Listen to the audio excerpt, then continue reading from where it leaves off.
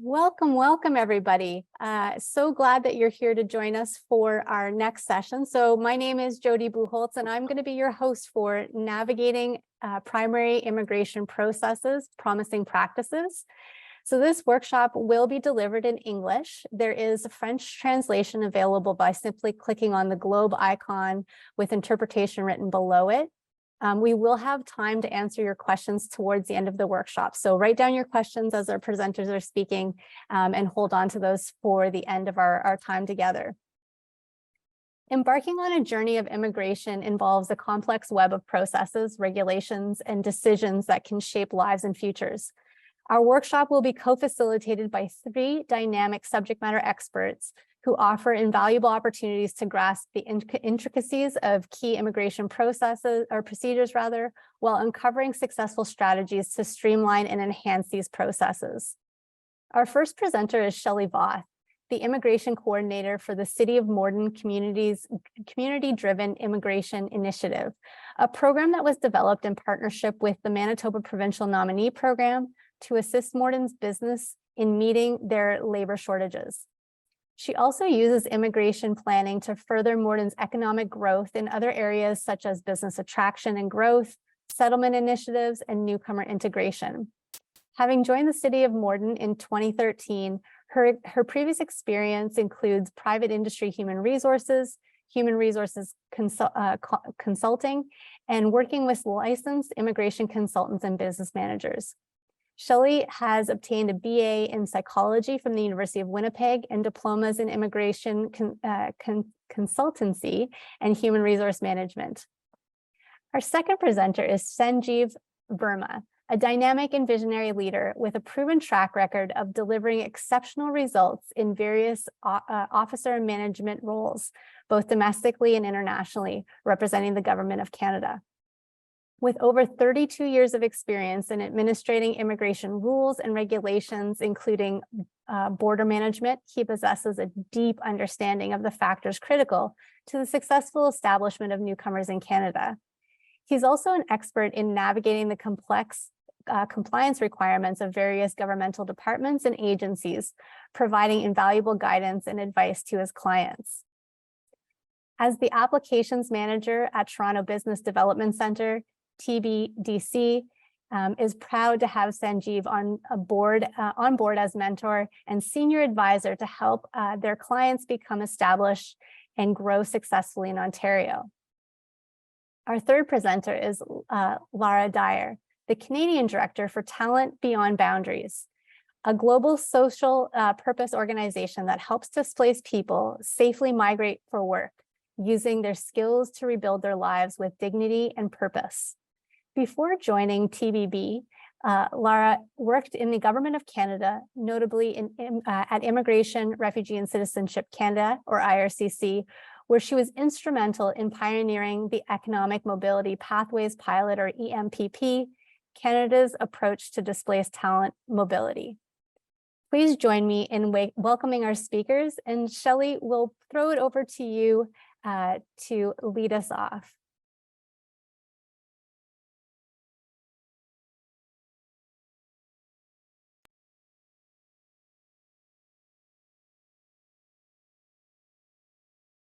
Thanks, Jody. Greetings from Morden, Manitoba. I feel like I'm the outsider here today, so many people from Ontario, and I'm just over your border to the west. And greetings from us here. We are a small community. We're 10,000 people, and we are in southern Manitoba. Next slide, please. Now you can just see on the map that we're at the bottom of Manitoba. There's a faint little dot there. That is us. So what makes us unique in the immigration realm is that through a partnership with MP&P, that we've had the opportunity to choose who to support and land into Morden. Thus, we're able to shape the community in a strategic way. What also makes us unique is that we're small. Small rural communities across Canada are not always known for multiculturalism and inclusiveness. We started small in supporting immigration and in including cultural groups that were outside of groups that already existed in Morden. Now we are a thriving community known for its diversity and welcoming and supportive attitude towards newcomers. I'll explain a little bit more about our program, but first I want to show an overview of immigration into Morden in the form of a video that IRCC did for us a couple of years ago. Can you show the video, please?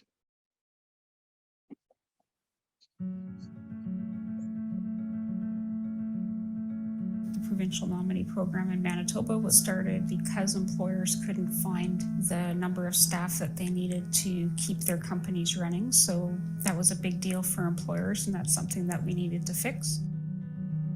Before the program started, our businesses weren't able to expand. Some of them were considering moving elsewhere because workers were really hard to find. So that problem has been at least partially solved by immigrants coming in. The Provincial Nominee Program has been a tremendous asset to our community. It has provided an incredible pool of talented and skilled labor, and it has provided us unprecedented opportunity for economic growth. This year, we will be the second fastest growing community in Manitoba. With that comes a lot of recognition and a lot of attention, and we've been able to capitalize a lot of that into infrastructure projects. Our retention is really the piece in this program that I think allows us to do that, because we're a place that people come and people stay. When you embrace a culture of diversity, you end up with a much warmer community. The community is flourishing not just economically, but also socially, and that's what adds the vibrancy to our community, and that's what makes it exciting to lead a community like this. We hear from a lot of businesses that are very excited about newcomers are coming in. As an example, Diesel Custom Sewing is a business that relies a lot on newcomers to Morden. It has benefited greatly from having an expanded labor pool, and I think they will continue to grow because of that. We opened Bella's Castle 3 years ago because we fell in love with this house. Then we started the restaurant about 2 years ago. Morden, it's a charming little town where it's not too big, that everybody is so friendly here and welcoming, and all the cultures are being celebrated, and you are welcomed the way you are. We are so rooted here. Me and my husband own restaurants, our kids are growing up here. I can't see myself being anywhere else. Morden is a great community because of its people. It's a friendly community, and I think that makes a big difference. We support that friendliness by setting up events where people can get to know immigrants. Our Morden's Multicultural Winterfest is important because it brings people together as a community. There's people showcasing their different cultures. There's people that have lived here forever. They all mix together. It's a good time, and it's a really good way for the community to feel united.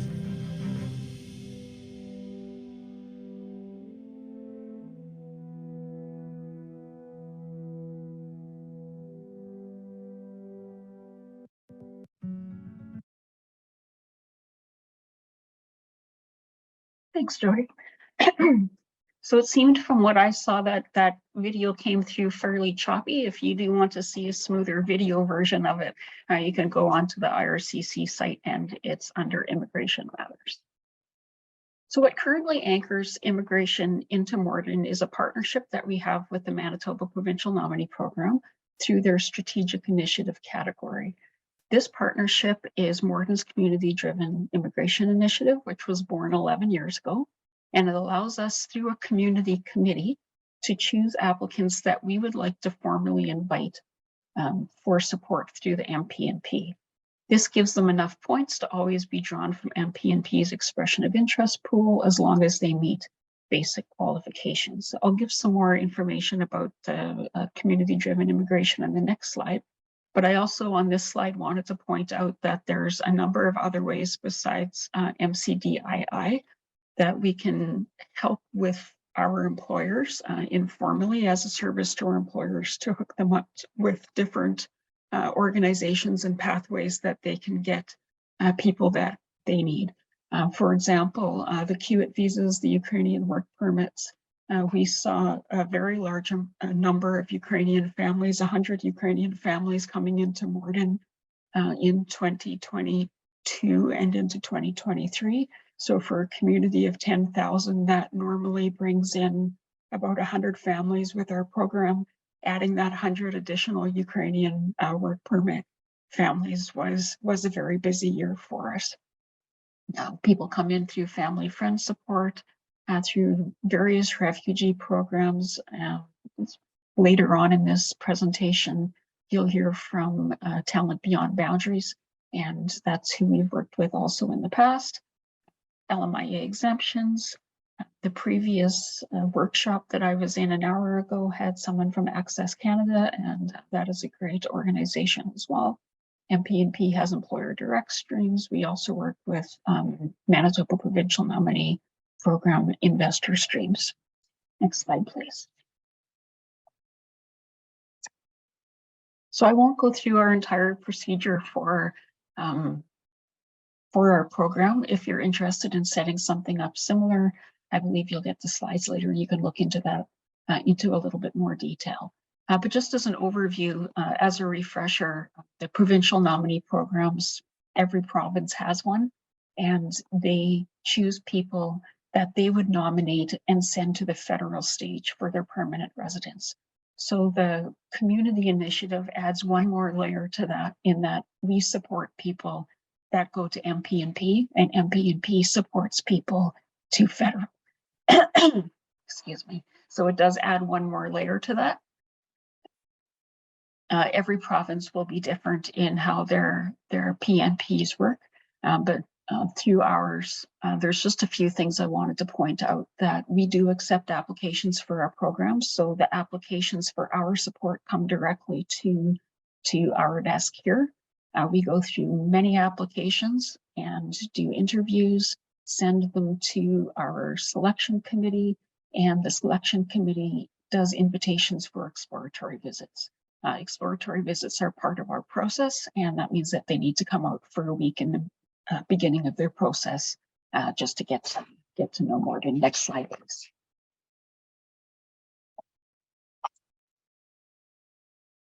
So what's put us in a good position, being 11 years into this, is the number of applications that we receive from Morden support and the connections that we've gained for accessing specific applications. It truly allows us to find who we need and who we feel will contribute to and remain in our community, versus those who want a launching pad into another situation. When we started in 2012, our application pool was obviously 0, and it takes time to build that up. We did one overseas mission trip to Philippines with the provincial nominee program. We also did some social media and chat forum presence just to kind of get out there. And after that, we really haven't had to do much advertising as well. To build that database, there's a lot of word of mouth. Immigration opportunities do seem to spread naturally. There are consultants.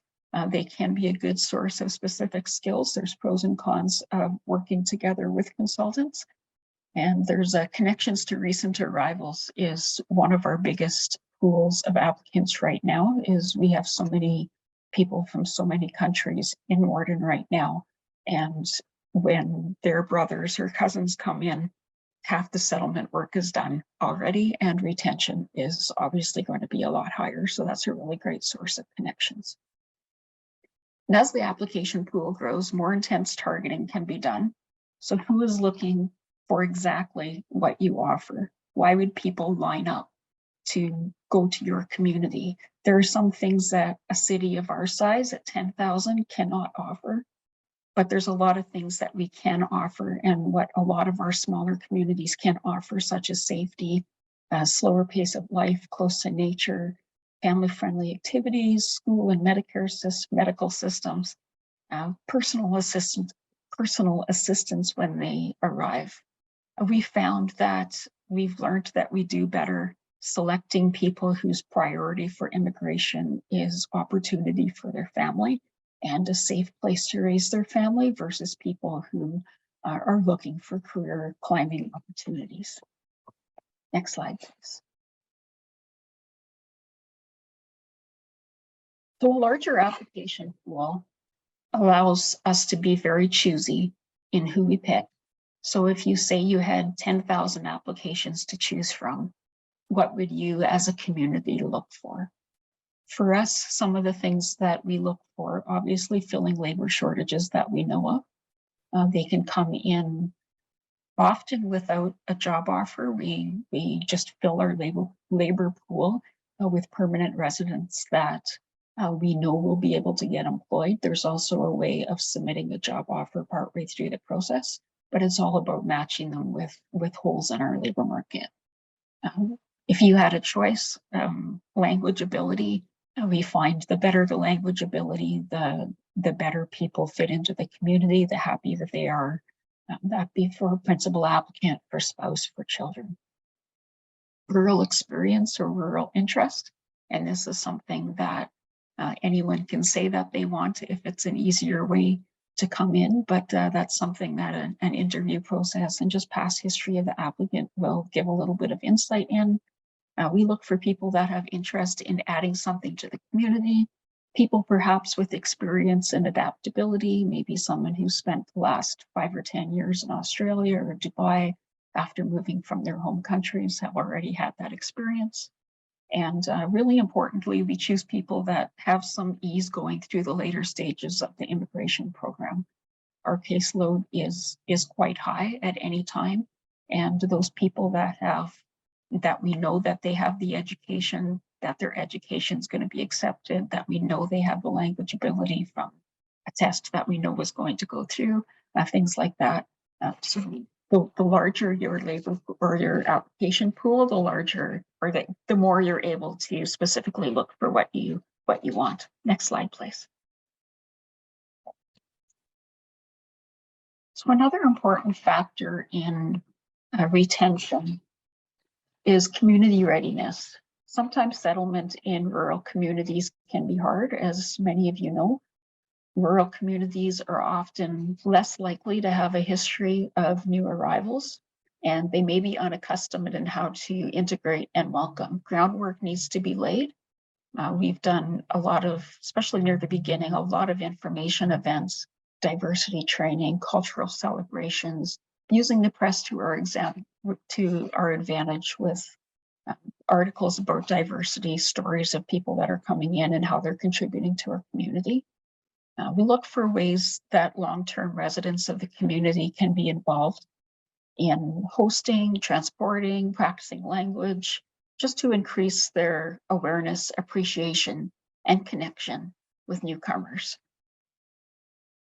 Settlement services, not every community is as fortunate as ours to have a federally funded settlement services office. In our area, Regional Connections does a great job of assisting arrivals in all aspects of settlement. Where we fill the gaps as a municipality is we've been holding their hands throughout this entire process. We're kind of their best friends here. So that pass off happens in kind of the first couple of weeks when they get here. Regional Connections sets up with an appointment within a week or two. But where we'll jump in to fill the gap is that we look after when they fly into Winnipeg. They'll send a van to go get them with a volunteer driver. We have 10 transition apartments that we manage in Morden here, so that people have a nice place to land that they can rent for the first month or weeks until they find something. And those transition apartments, they're fully furnished. We get some donated groceries from our local grocery store. When they get here, their bedding and their towels and their kitchen supplies and some groceries are all waiting there for them. Airport pickups we talked about, and we also do welcome events. We have a once a month welcoming event where everybody that's new and has been here for a while just kind of gets together to share their stories, and it's just a great way to build community. So growth is great, and growth brings problems. We found that a growing community brings optimism and opportunities for new arrivals. Growth also means that there's always a balance with housing, school capacity, healthcare capacity, and other services. Next slide, please. Okay, so I hope that this information presented about Morden gives an example of a unique immigration strategy that has worked for us, and I'm very happy to answer any questions at the end of all these presentations. Thank you.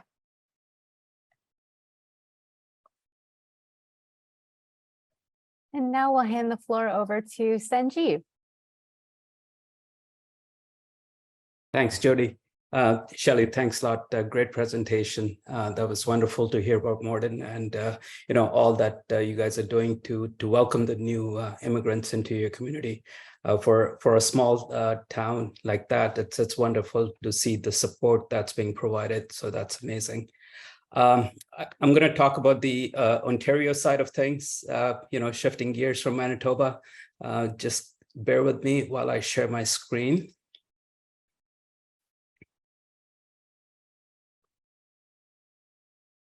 Hopefully everyone can see the screen. Looks good. Okay, great. Thanks, Jody. My name is Sanjeev Verma. I'm the International Applications Manager for the Toronto Business Development Center. Jody already went through my introduction, so I don't need to repeat that. Just to keep the things moving along and being mindful of time, just a quick agenda, what we're going to talk about today. I'll briefly touch upon what the Toronto Business Development Center does. I'll speak a little bit about immigration to Ontario, Canada. A lot of it mirrors what Shelly just mentioned regarding the Manitoba programs. Then we will talk specifically about the Entrepreneur Success Initiative that we are running, Toronto Business Development Center for the province of Ontario. Talk about the requirements of the program itself and briefly touch upon the application process.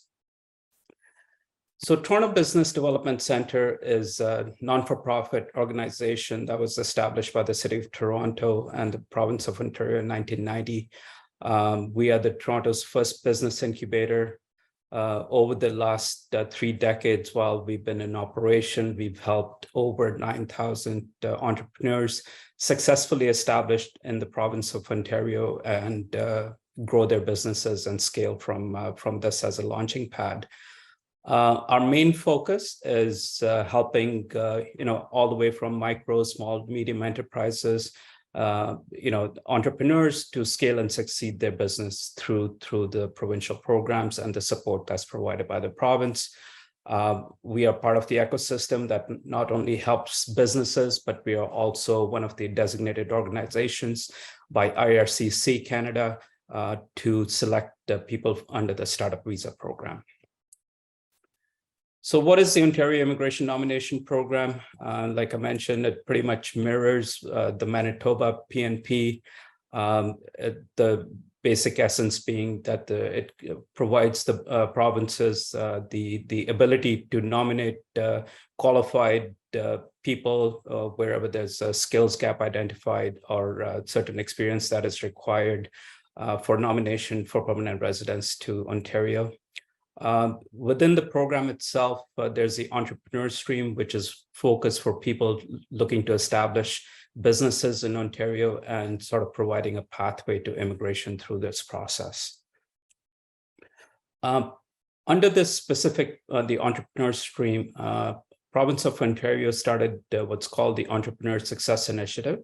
It is a pilot project where we've been authorized by the province to select 100 qualified entrepreneurs, foreign entrepreneurs who are looking to establish their businesses in Canada.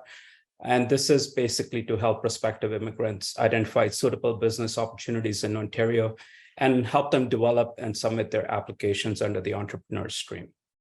This is a 2-year initiative. And Toronto Business Development Center was selected to administer this initiative based on our track record.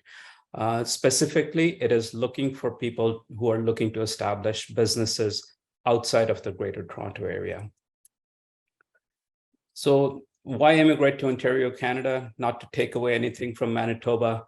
Ontario is one of the most stable and secure economies in the world.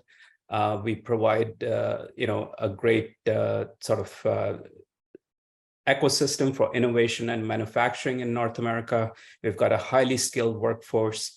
and the province of Ontario accounts for pretty much 97% of all small businesses, thus providing greater opportunities for international entrepreneurs. So today we will touch upon the specific pilot project, the Entrepreneur Success Initiative. I will briefly touch upon some of the features of this initiative, which is targeted towards entrepreneurs who are looking to either create a new business in Ontario or take advantage of a lot of the succession opportunities which might be available in your communities across Ontario, Eastern Ontario, to match them up with people who are looking to invest in Ontario and use that as a pathway to immigration. So what do we do in terms of entrepreneurs who are interested in creating a new business? We will try to match them with the relevant opportunities to create new businesses in communities that have identified economic opportunity or a service gap within their communities. So we work very closely with the economic development offices of all regions and municipalities across Ontario and speak to them not only about people who are looking for succession opportunities for their businesses, but also to identify any skills gap or any service gaps that they have in their community that they're trying to fulfill. And that way we can match entrepreneurs who are looking to access this program. We do that matchmaking process. So we're sort of the middleman in this entire process. As mentioned earlier, Toronto Business Development Center is a non-for-profit. We do not charge any brokerage fees from businesses who are looking to participate in this program, or from the entrepreneurs who are looking to immigrate to Ontario through this program. So what are some of the services we do provide? So for the prospective immigrants who are looking to start a new business or buy an existing business in Ontario, we go through the qualification process. We want to make sure that the people who are applying to this program meet the qualifying and eligibility requirements of all the requirements of the program itself. And I will speak to those requirements in a couple of slides. We help them find opportunities, not only for succession, but also try to identify a particular community where they would like to establish their business. We help them prepare their expression of interest to the province. As you know, it's a two-stage process, which we will touch upon during the application process. So the first step in identifying yourself as you're interested in immigrating to Ontario would be the expression of interest that is submitted to the province. And then we help them, once they have an invitation to apply, we help them prepare their application through our legal services, which also comes at no cost to the potential entrepreneur. So we meet with the potential entrepreneurs one-on-one. We discuss their qualifications. We discuss what they intend to do. Are they looking to set up a new business based on their previous business experience? Or are they looking to take over an existing operating business? And we try to do that matchmaking for them or advise them of which communities would be best suited for their new venture. We help them develop and register the expression of interest, and of course, help them develop a very high quality application to the entrepreneur stream of the OINP. So what are some of the requirements for a potential entrepreneur to access this program? First of all, there has to be an intention to set up a business outside of the GTA. For this program, what we identified GTA as the city of Toronto itself, as well as Durham region, Halton region, York region, and the region of Peel. Any communities outside of these 5 regions is acceptable in the program. Of course, the encouragement is to sort of steer the individuals into smaller communities which have taken a little bit longer time coming out of the pandemic in terms of their economic growth. They're seeing a slower growth in their economic growth, essentially compared to other major metropolitan areas. So that is the one of the objectives of the program that they set up outside of the Greater Toronto area. There are certain types of ineligible businesses. There's a list is available over here, as well as on the Ontario Immigration Nomination Program website. All the list of ineligible businesses are available there. Essentially, what the province is looking for is people who are looking to provide goods and services and be hands-on in their business. It is not meant for passive investment, and that is, some of the companies like holding companies or people just looking to invest in residential real estate and derive their income from rental income. So it's not designed for those type of businesses. It is strictly for businesses that are providing goods and services, and looking. The business person is actively involved in the day-to-day running of that business. So what are some of the minimum requirements which make a person eligible for this program? The province is looking for a personal investment of a minimum of $200,000, which is derived from their personal net worth of $400,000. The net worth is assessed by an independent third party to make sure those funds are legally obtained. And there's a commitment from the entrepreneur to spend a minimum of $200,000 from that personal net worth in setting up the business.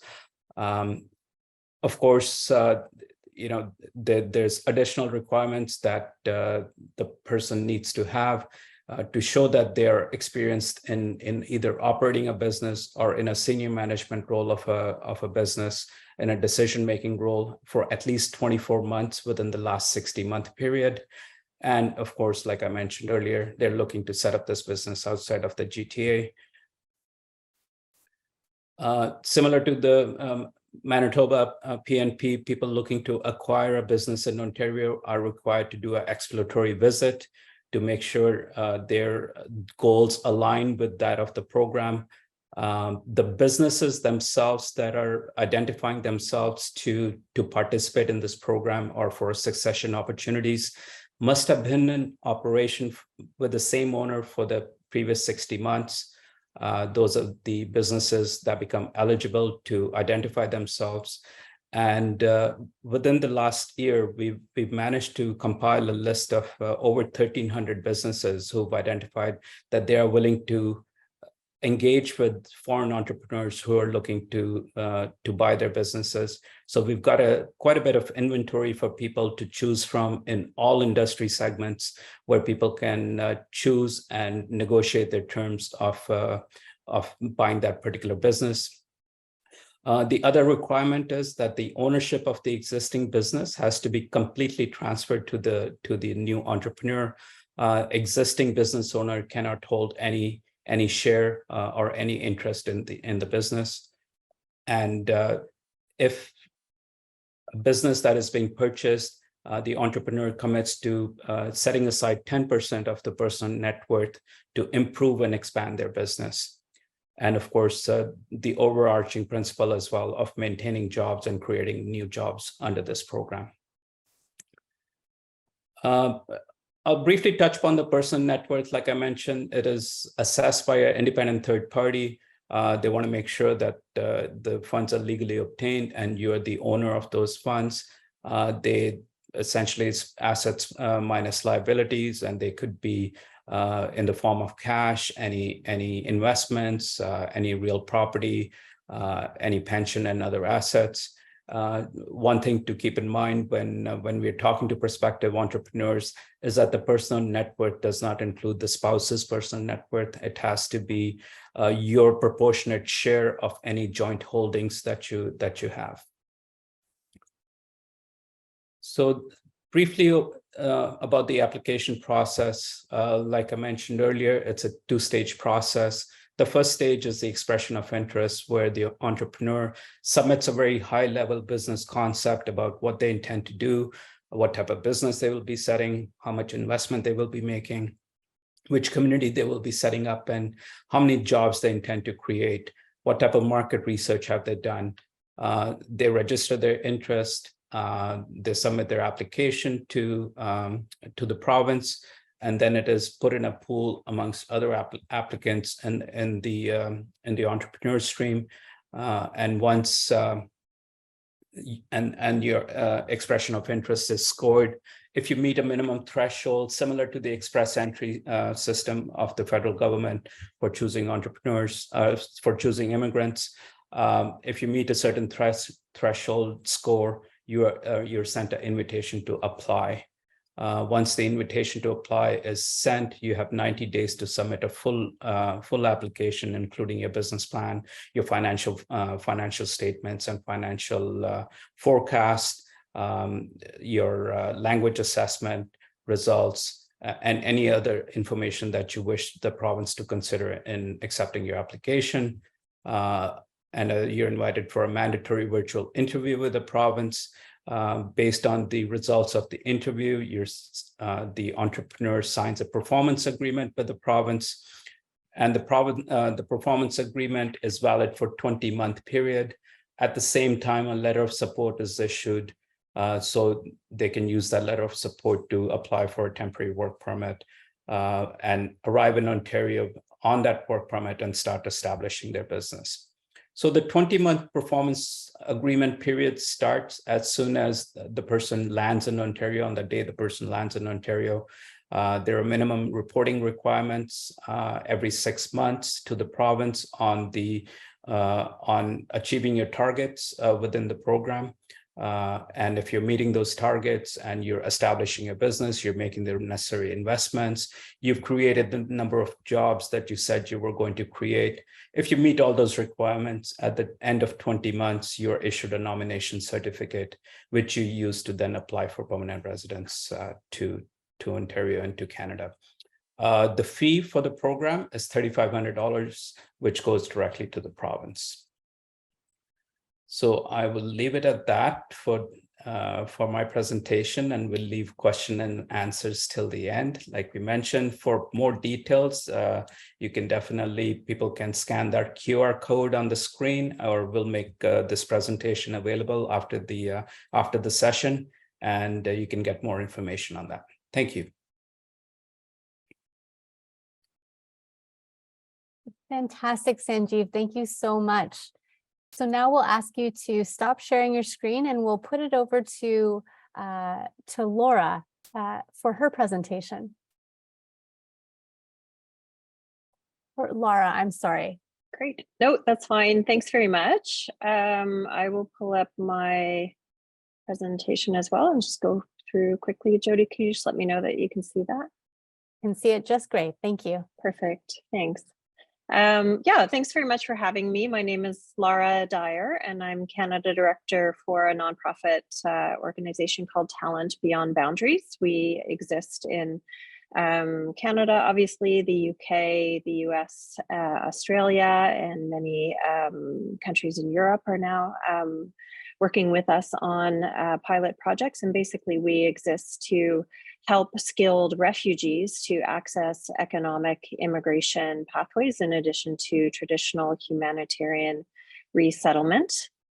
I'll just flip through. So yeah, I just mentioned we've so far helped 1,200 refugees to find their way to safety and to reestablish their careers through pathways that we worked with the governments to create in Canada, Australia, the UK, and the US.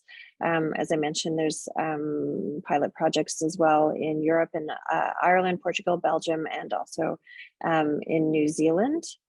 The candidate journey looks very much like it would for a typical recruitment journey, where we work with the Canadian employer to identify the vacancy that needs to be filled. We provide a short list of CVs. The candidates interviews, and then we help with the immigration application, the relocation, and the settlement. So it's a very simple process that we facilitate for both the employer and the potential employees. The crux of our offering is a database of 70,000 skilled refugees that have signed up with us, wanting to move on the basis of their skills. You can see on the right-hand side, there are kind of range of occupations that are represented in our database. This is a list of the occupations that we work in about 80% of the time. And it's not limited to this, but this is where we see high demand in Canada from employers, and also really strong candidates in our talent pool. So we tend to do a lot of job matching in these sectors and occupations. We implement a Government of Canada program called the Economic Mobility Pathways Pilot, and I'm so happy to be here with Shelly because she and Morden and Manitoba were really pioneers in the very, very early stages of the EMPP when it was basically just 10 or 15 CVs that the Department of Immigration was trying to experiment with and see if skilled refugees could come through economic immigration pathways and the kind of barriers that they would face due to their displacement. At that point, I worked for IRCC. I was a director with them, and they asked me to take over the EMPP and to build it out as a policy framework. And I loved it so much that I quit my government job to do this work full time. I'll just go over some of the features of the program because it really does distinguish it from humanitarian refugee resettlement. So all of the candidates that we bring through the EMPP are job ready, as opposed to those who need a humanitarian approach and kind of the additional supports that are provided through those pathways. The process that we facilitate has a 6-month processing window, which is amazing for permanent residents. The program is direct to permanent residents, so you don't have to worry about work permits and renewing the work permits or transitioning an employee from a temporary status to permanent status. They come with those rights right away. There's no recruitment efforts. This is not like the LMIA process or the Temporary Foreign Worker Program.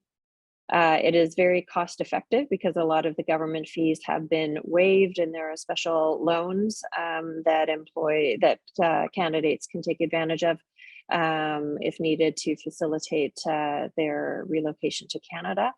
And there's also just real flexibility in terms of the economic requirements like education and work experience that candidates need to have. So on the right-hand side, when we started the program, when my team designed it, we had access to the Provincial Nominee Program, the Atlantic Immigration Pilot now program, and the Rural and Northern Immigration Pilot. But in June of this year, the federal government announced a new stream, so a dedicated pathway, which makes it even easier to bring candidates through this program to work in your communities. And TBB, Talent Beyond Boundaries, is one of only 3 trusted referral partners with IRCC administering this program. This is an economic immigration program. It's not humanitarian, so there are costs associated with the program. Talent Beyond Boundaries works in partnership with Jumpstart Refugee Talent, with Fragamin, and with Miles for Migrants. We're all nonprofit organizations, so we do ask for a mission contribution toward our operation costs. There's also a mandatory language test for each principal applicant that's part of the economic immigration application. We do get a much discounted rate from Fragamin for preparation of the immigration applications. There's one government fee that can't be waived, and that's the federal rate of PR fee.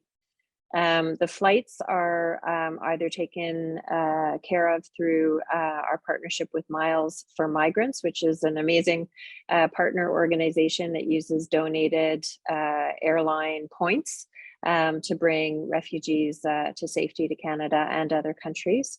Or the flights can be put on the immigration loan program, which is the Government of Canada loan, which is very flexible for refugee circumstances. And then we also ask employers to cover 2 to 4 weeks of temporary accommodation just until the first paycheck comes through, and the folks are able to pay for their own accommodation. So again, this is a program that Morden and Shelly have taken advantage of a number of times, and they're a great example of how a community can take advantage of an immigration program, not just to bring people into their community, but really with that idea of contributing toward economic development and economic growth and demographic growth. So this is a great opportunity for employers to find the employees that you've been looking for, particularly in areas of chronic labor shortage, or companies that are looking to increase their diversity, equity, and inclusion. And it's also an opportunity for communities to work with our organization on a community basis. It was my team that led the development of the rural and northern immigration pilot at IRCC.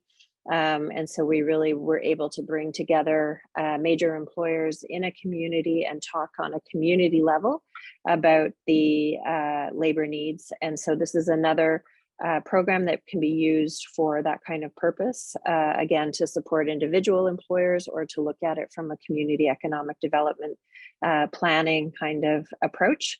And we're delighted to help you with either of those objectives, and drawing on, again, our database of 70,000 skilled workers who are wanting to not just come to Canada, of course, but really to resume their careers based on the education and work experience that they were able to achieve in their home country before they had to flee for whatever reason. So happy to answer questions dans les deux langues officielles, en français aussi, but also happy to work with your employers or again, an economic development kind of community economic development scale as well.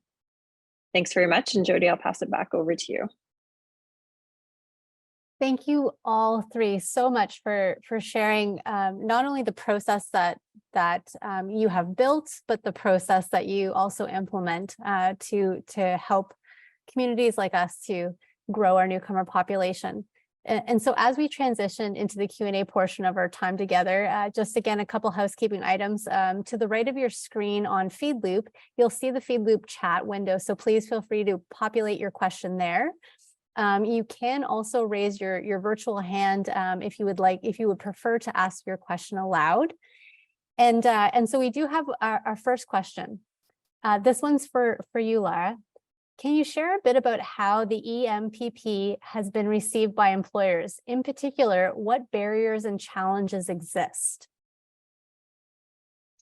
So I would say that it's been very well received. I think that sometimes there can be some confusion over when we say the word refugee, people have a certain idea of what a refugee is and kind of what their skill level is. So we do a lot of just awareness raising about the vastness and the diversity of the kinds of people and skill sets that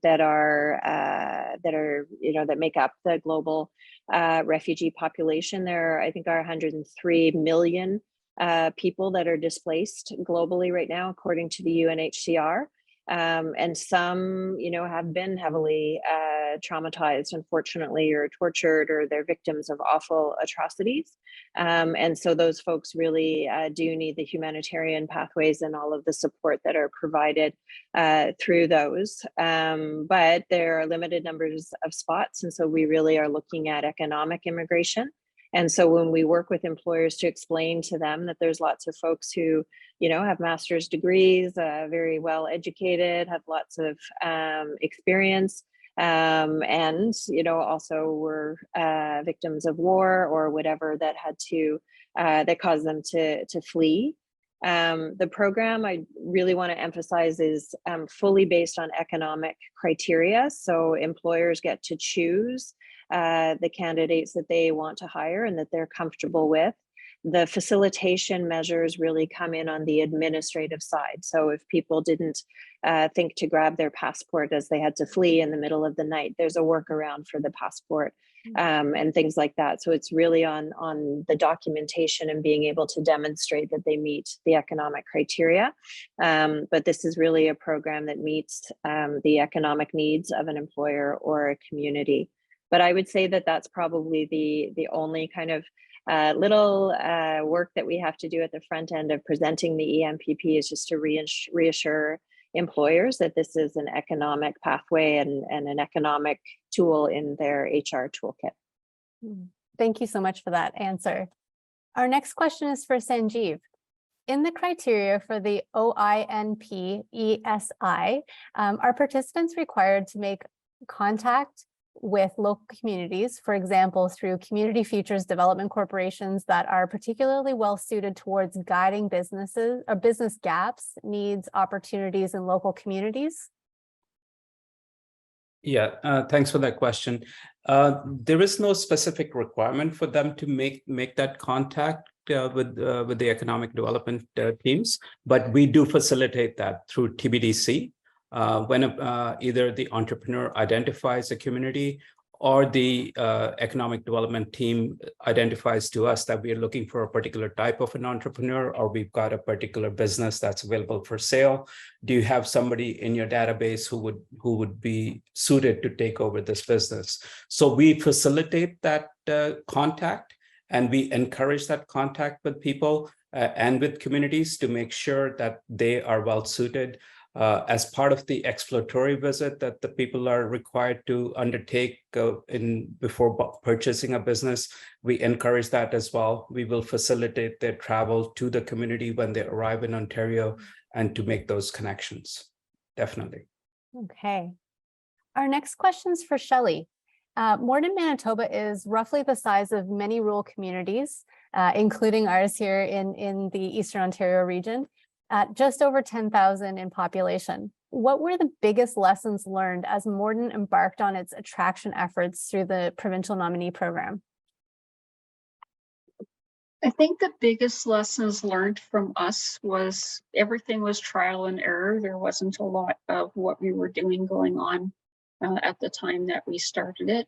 We did learn over time to choose better and to choose based on retention. It's an easier way to get in. You don't need that family connection. You don't need a job offer.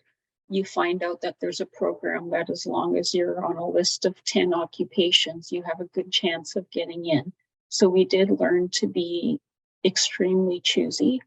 And in retrospect, we were very fortunate that we started kind of prepping our community near the beginning before the community started looking a lot different than it used to look, just so that there wasn't this influx that made people panic, and we were able to kind of stay ahead of the narrative.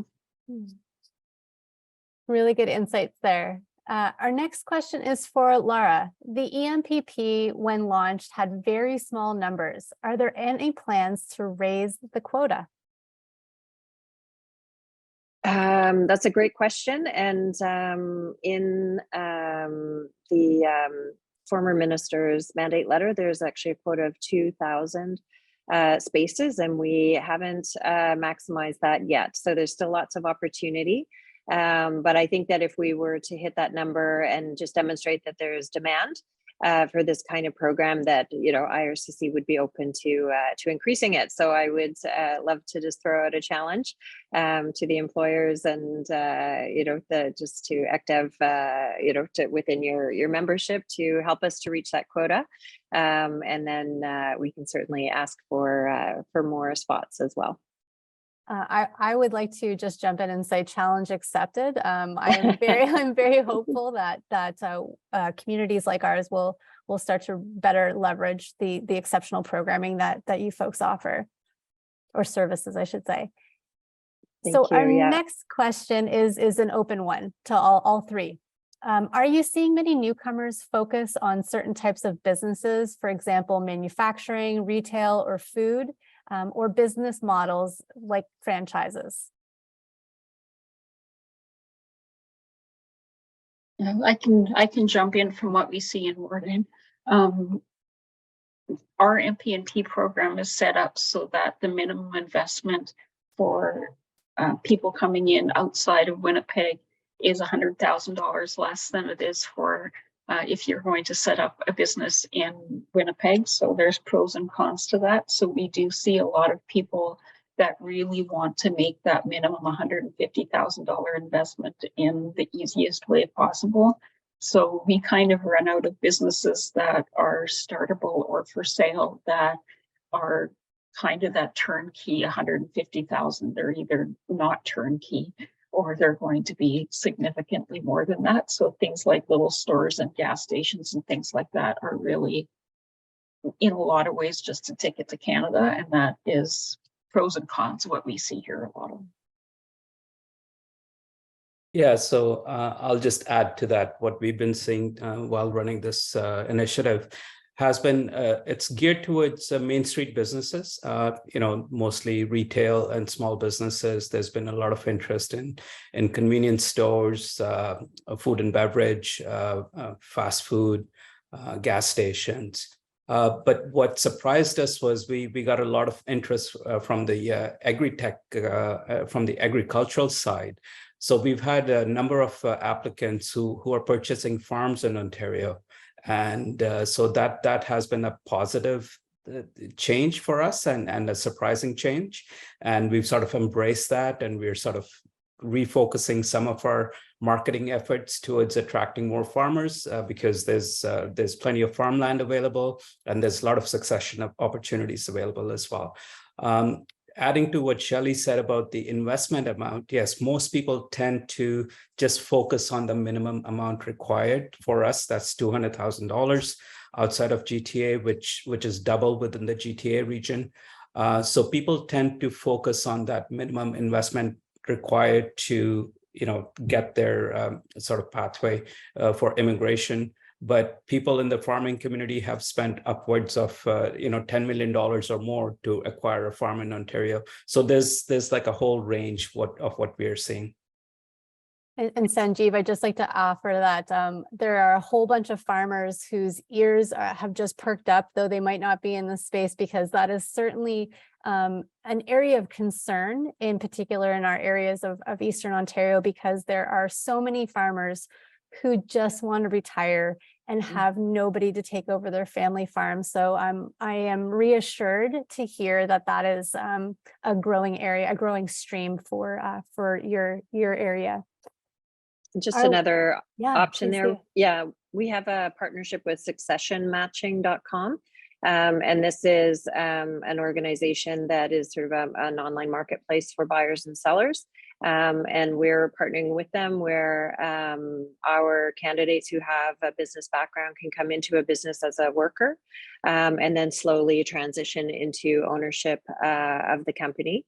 It was really started for those sort of smaller rural businesses where people want to retire and have some assets, like not just close the doors, but be able to retire with some of the fruit of their labor. And really, it's a full range. It's everything from farming, but to IT or whatever. So it's really grown. But again, a really neat partnership where refugees who have a business background are able to look at opportunities in Canada as well. Fantastic.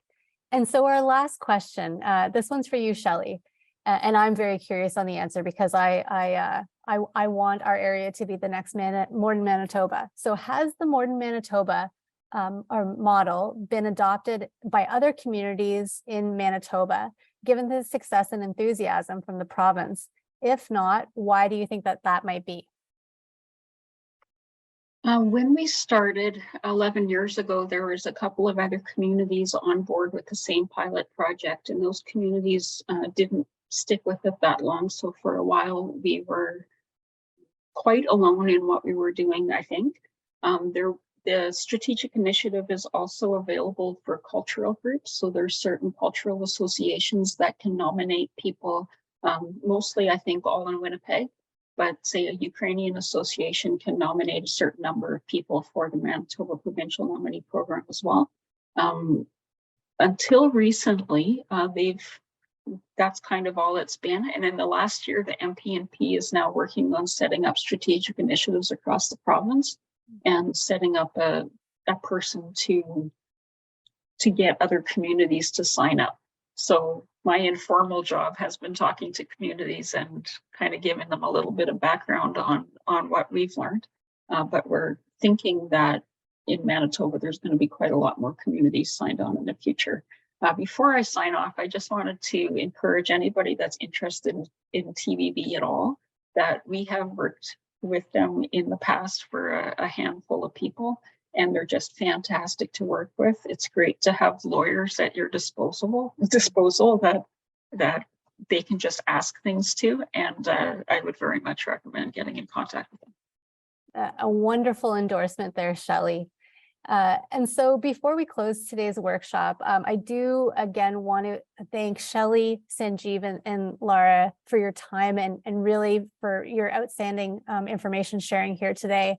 I also want to thank all of our attendees for joining us here today. We hope that you will join us again tomorrow for day 2 of the Eastern Ontario Immigrant Attraction and Retention Strategy Virtual Summit. I hope that today was worth your while. Thank you. Merci. Miigwech.